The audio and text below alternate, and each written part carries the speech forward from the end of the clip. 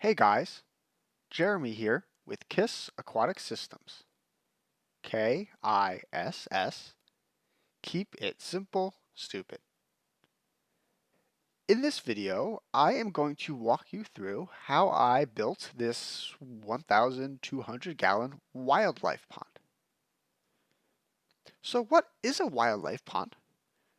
Well, as the name suggests, it is a pond that is built to attract native wildlife. You typically will not be putting any fish or any other animals into this pond. What you do instead is stock it up with native plants and then just sit back, relax, and see what kinds of wildlife decide to pop up. So I built this pond next to and slightly above my 5,000 gallon koi pond that I built 3 years ago.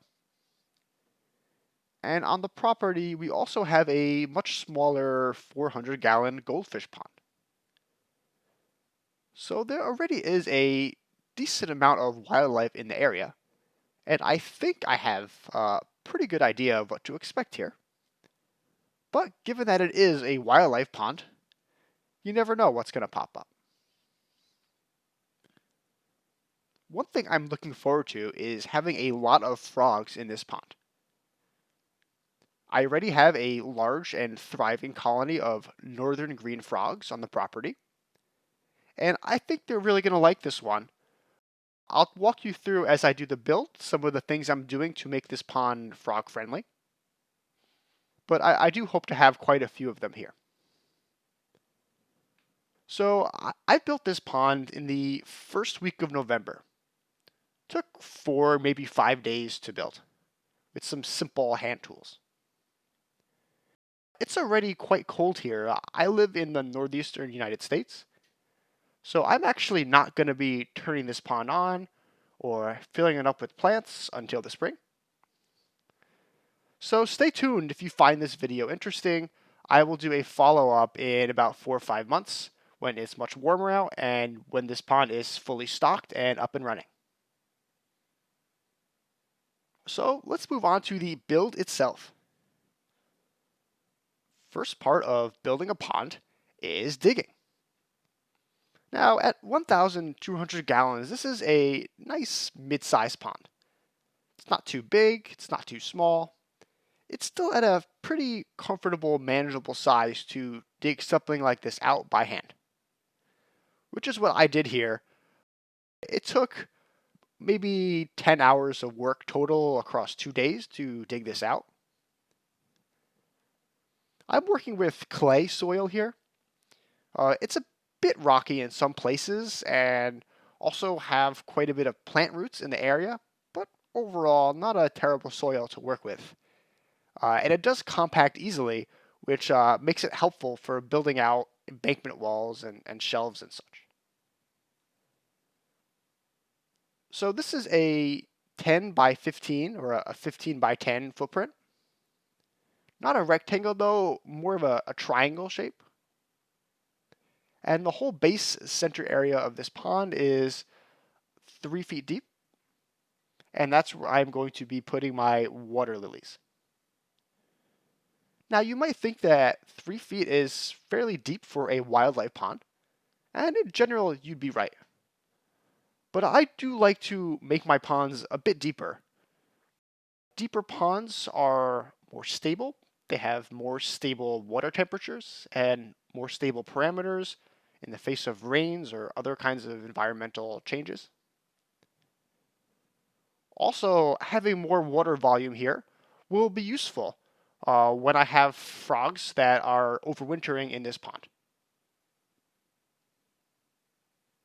So outside of the main center of this pond, I have a 1 foot deep plant shelf running along the back and the sides.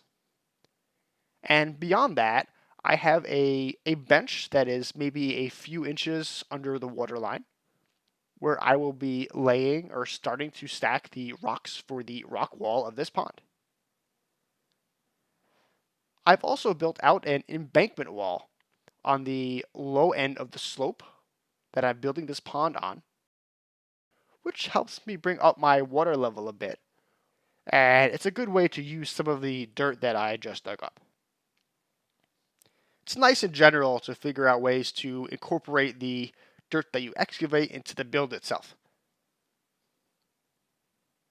So as you can see here, this pond is going to have a very simple shape. I'm a big fan of that in general. I think when shaping a pond, simpler really is better. Two big reasons for this. One, if you have a nice simple pond shape with sloping sides and importantly a somewhat sloping bottom, your pond will be very, very easy to maintain and keep clean. And secondly, a simple shape makes it much easier to manage flow through the water column in your pond and avoid any dead zones with stagnant water developing, which are generally not something you want to have. Dead zones become breeding grounds for aromonas and other things that you generally don't want to have too many of in your pond. So let's move on from the pond size and shape into the rock work. I'm using about 4 tons of rock in this build. It's a mix of different kinds of fieldstone and river rocks. I got some nice big centerpiece stones, maybe 70, 80 pounds each. I have probably 5 or 6 of these that I've prominently placed around the pond. And then a whole variety of other smaller rocks, different shapes, different colors. I like to mix things up a bit, keeps things interesting. So doing the rock work of this pond took me about a day, day and a half. Unfortunately, I was hauling all these rocks up with a dolly up a fairly long and steep hill just to get to the site. Site access not amazing here, but overall a pretty manageable job, pretty manageable amount of rocks for this pond. As I said earlier, I am looking to attract frogs to this pond. So I've done a number of things with the rock work here that I think the frogs are going to really love.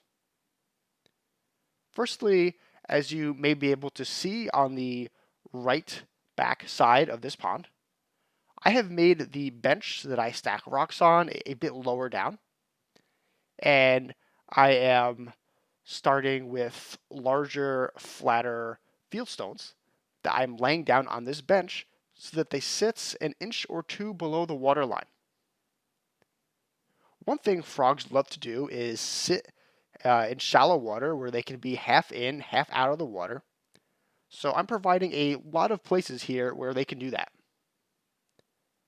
Also, as you can see, I am building in a lot of caves and crevices, nooks and crannies into the rockwork itself, where these frogs can retreat and hide in when they feel threatened or uncomfortable. Now, frogs really like to have places to hide, and even if they're not using them, the simple fact that they are there will make these frogs a lot more comfortable and courageous. I also have a lot of larger, flatter fieldstones that are directly overlooking the pond itself. So, good place for frogs to decide to hang out and sunbathe. And if they'd like to, they can jump right into the water. So, one thing I've noticed is frogs really do like to sit one hop away from the water. So, that's all on the rocks for now. Let's move on and talk a little bit about plumbing. As I believe I've said earlier, I've built this pond slightly above and next to my 5,000-gallon koi pond. And I will be plumbing this pond into the koi pond, pumping water up from the koi pond into this new wildlife pond. And then that water is going to gravity drain back out into the koi pond. So given that I've set this pond up in late fall and don't plan on turning it on till the spring, I decided to hold off on the front end of the plumbing where I'm pumping water into the pond till then. No point in setting up a pump and then leaving it sitting idle in cold water for 4 months. But what I did do is plumb out the back end of this pond with the gravity return into the koi pond. On the return end, these ponds are about 20 feet away from each other. So as you can see here, I'm using rigid PVC pipe. I went with a 3-inch diameter pipe, and I'm sloping it at a modest but decent grade. So I have about a foot of drop for every 10 feet of length here. So with that nice 3-inch pipe and a decent grade, I should be able to fairly comfortably turn this pond over 2 or maybe even 3 times an hour without having to worry about overflowing and causing problems. Take a few minutes here to talk about a couple thoughts on pond plumbing in general. So when it comes to pond plumbing, you really do want to keep things as simple as possible. So you want your plumbing runs to be as short as they can be, and you really do want to minimize the amount of twists and turns, attachments, fittings, especially sharp angles, because that's going to make it harder for water to flow. And if you're pumping water, it's going to make your pump less efficient if you have longer, twistier plumbing runs.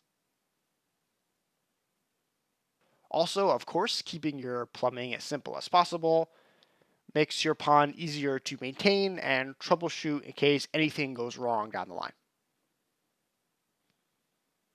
Also, when you're plumbing out your pond, you really do want to use the heaviest duty materials available, and that usually means sticking with PVC. As you can see here, I'm using rigid PVC pipe on the return, and I will be using flex PVC pipe on the front end where I'm pumping water into this pond. Okay, folks, that's all on this pond build for now. As I've said a few times, I built this pond in the first week of November, and I am not going to be stocking it up and turning it on till the spring. So, hope you enjoyed this build. Stay tuned for future updates as this pond gets up and running. But till then, take care and happy ponding.